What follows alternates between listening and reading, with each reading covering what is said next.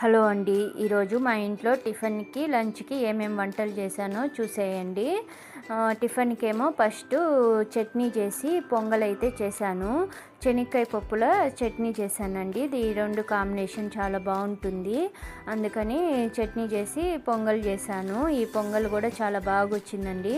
కుక్కర్లోనే చేసేసాను. పిల్లలైతే ఇష్టంగా తినేసారండి, వాళ్ళకైతే వేసి ఇచ్చేసాను.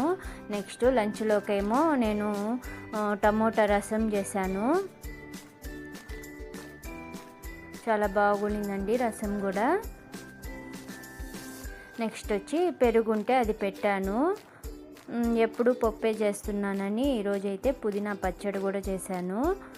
నెక్స్ట్ వైట్ రైసు, కర్రీస్ ఏం చేయలేదనేసి అరటికాయలతో బజ్జీ అయితే చేశానండి.